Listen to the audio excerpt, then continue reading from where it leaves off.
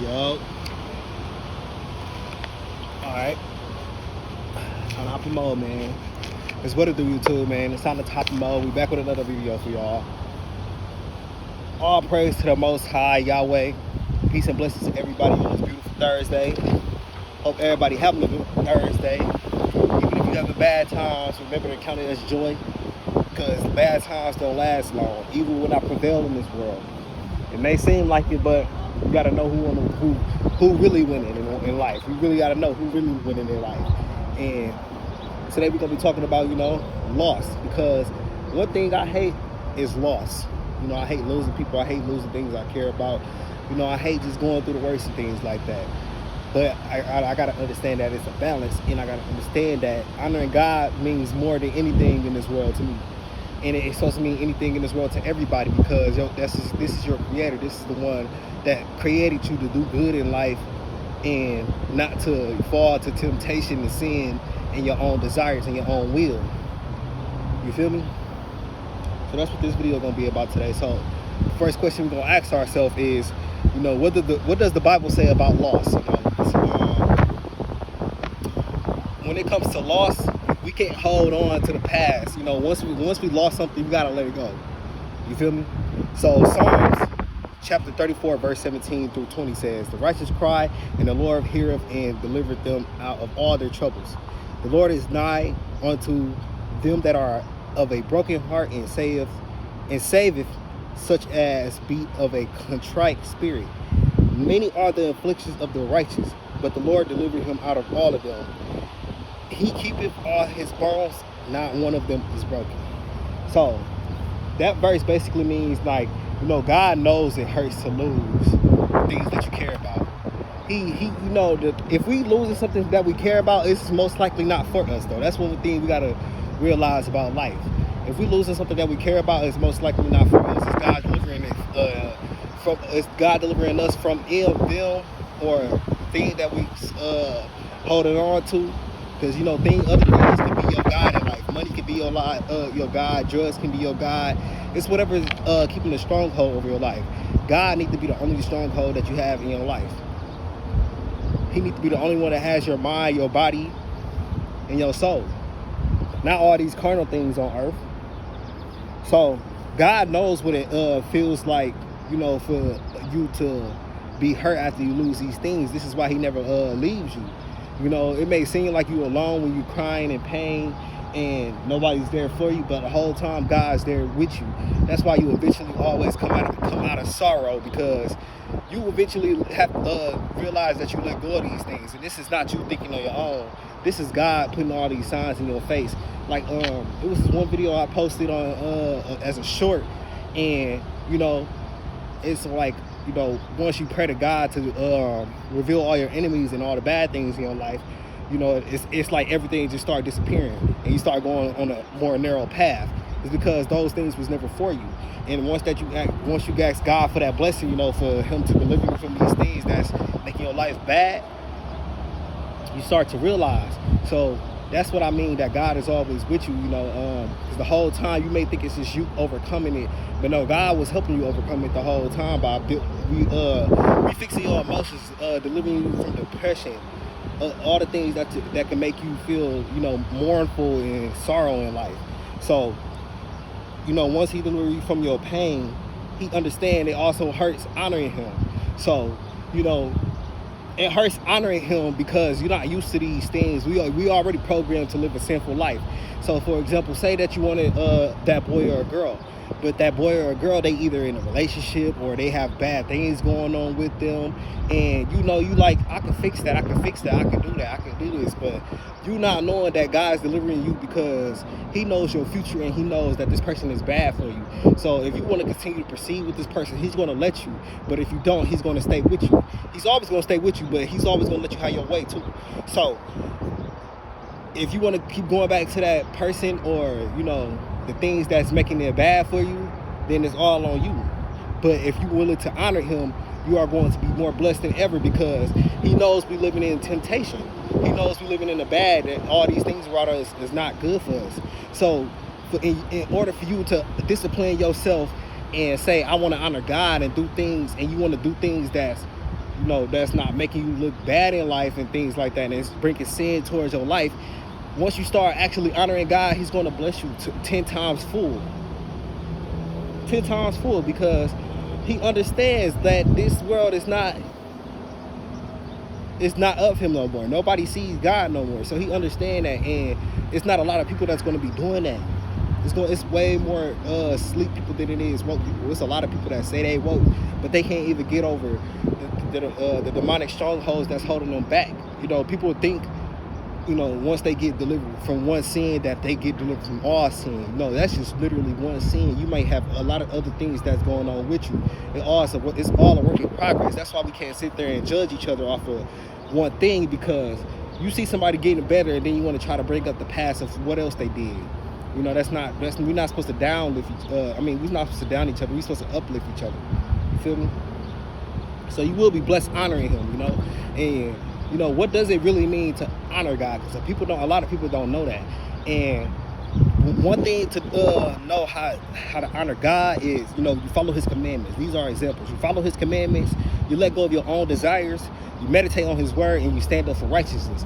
These is like, 4 examples. They 4 small examples, but it's a lot of humans on earth that don't even follow one of these examples. Nobody like to follow God's commandments, because God's commandments hurt. It's like you could be talking to somebody that loves sex, but God says not to commit adultery or fornication. So once that person hear that, it's going to be hard for them to come out of that and stop giving in to their own desires. So once somebody hear that, they like, that's why a lot of people don't follow his commandments, because it feels good to them. Letting go of their own desires. You not even letting go of your own desires. You not knowing that, following God, he's going to give you everything your heart desires. And I'm also going to come up with a verse like that. So I'm going to go ahead and keep going, meditating on his word. It's a lot of people that, they read verses and things like that. That's why we got to read, when we read the Bible, to keep the stuff in mind that we read that's really important to us and that's important to God. We can't really go off of what we like to learn and pick and choose. We got to understand, we got to pick like the whole Bible as a whole book, and try to follow every commandment to the best of our ability. And we got to stand up for righteousness. There's a lot of people that live in fear, and they are scared to, really say something to anybody that's doing evil, and they let things go. They let things just do, or let things be the way it be. But you're not knowing that you doing that. You may have blood on your hands, not taking up for righteousness and things like that. And it's sad to say it, but it's true. You might have blood on your hands of not even knowing that if you would have stood up for something that was righteous, you could have changed something. And that's really all it is to it. So I'm going to go ahead and get into this verse, because 1 Corinthians chapter 10, verse 31 says, "Whether therefore ye eat or drink or whatsoever you do all in the glory of God." You're supposed to do everything in the glory of God, whether it is sex, drinking, anything, because there's nothing wrong with loving sex, but you're not supposed to love sex more than God. This main example. That's why he says don't commit adultery and fornication, because if you're doing these things to the point that you can't even discipline yourself and really have self-control, you're going to start doing even more wilder things that's going to lead you down to the road of hell. You don't want to go that way. Like I said, there's nothing wrong with loving these things, just don't love it more than God. You got to give your mind, body, you got to give your whole being to God. You got to give your mind, body, soul, and your heart to God. And this is why you shouldn't chase your own desires. And like I said, I had a verse for that too. Psalms chapter 37 verse 4 says, "Delight thyself also in the Lord, and he shall give the desires of thine heart." Now, there's also a verse that says, not to trust your own heart, because it is deceitful above all things. Who can know it, right? So this verse also says, "Delight thyself also in the Lord, and he should give the desires of thine heart." Now, it seems like they can contradict each other, right? But the Bible doesn't contradict nothing. It just goes into detail about everything, because when he's saying, he would give you the desires of thine heart, it's not your old desires. You have a brand new heart. You have a brand new mind and body and soul. It's going to be stuff that you desired in the past, but it's going to be coming in God's fortune. It's going to be coming. It's not going to be coming in from the devil. You're not going to be getting succubus in your life. The women that want to just play you, or man that just want to play you for your fortune or for your what they can do or take advantage of. You're going to get real people that's going to be coming into your life. You're going to be getting real fortune, real blessings that's coming into your life that you always wanted, but it's going to be on the best side of it. It's not going to be for the worst, for your own pleasures. It's going to be like nothing to you. It's going to be like a whole new life to you. That's what he means. You're going to have a new heart. So your heart is not going to even be your own. It's going to be a heart of God's. Your body and stuff are already a heart of God's because you have the Holy Spirit and he's like, our body is his temple. So that's what I'm saying. Like, when you respect yourself and you change the way you want to be, then he's going to give you what you always desire, but it's going to be for the best for you though. You feel me? And this another thing, people hear that you get rewarded from following God. No, don't go into the doing the right things for a reward. That's what he means by when people are going to go to heaven, they're going to be like, Lord, we did everything in your name. Why can't we go to heaven? And he's going to say, depart from me, because I never knew you. It's because people work inequity. People do things good just to try to go to heaven. You're not supposed to do that. You're supposed to do things good just because. They trying to do things for the reward. You already know the reward is coming. That's how the devil try to play people too. He gives you it. He already letting you know that he's going to give you a reward, and then once you stop doing what he wants you to do, he's going to strip all that away from you. There's kings and queens and other people that has betrayed God. They ask God for everything, and then they use it for their own desires, right? They wasn't always like that, but they let the power and things get to them. They let all the fame, the fortune, the pride, they let everything get to them. Think about King Solomon. King Solomon is one of the best examples in the world. Like, he had all the wives. You know how many men that think about having a lot of wives and being able to do what they want? They have all the fame, the fortune, the wisdom, the knowledge, the understanding. They have everything, but they're using it for the wrong reasons. He's using it for the wrong reasons. God told him not to do all these things, and because these things will lead you away. They'll lead you away from all the wisdom and all the blessings and things that I gave you. You can't do that. So don't go in thinking for the reward. You already know that the reward is going to come. You got to come in, running to better yourself more than anything. This is to better yourself first. That's why God makes you earn it first. The devil, he'll give it to you right away and let you just go about your business. As soon as you stop doing it and, wanting to better yourself, then the devil try to take it all away from you so he can keep you into that darkness. That's going to be all for today, man. I really like preaching to y'all, and like I said, it hurts losing things.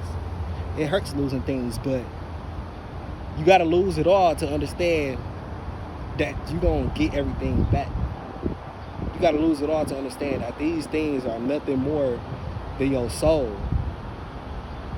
You're not supposed to be afraid to lose nothing. You're not supposed to be... I told you, God's going to put you through everything that you fear until you don't fear nothing but him.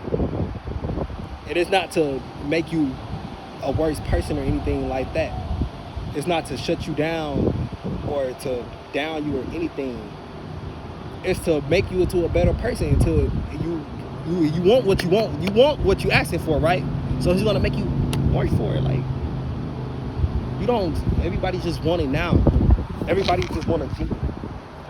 But that's gonna be it for this video, man. A big ass beat just flew past me. It's getting on a beat. Told you, now let me stop playing. Listen. Peace and blessings to everybody. Happy Thursday. I really appreciate y'all watching these videos. Remember to stay up, stay blessed, and don't let nothing get to your chest. Peace.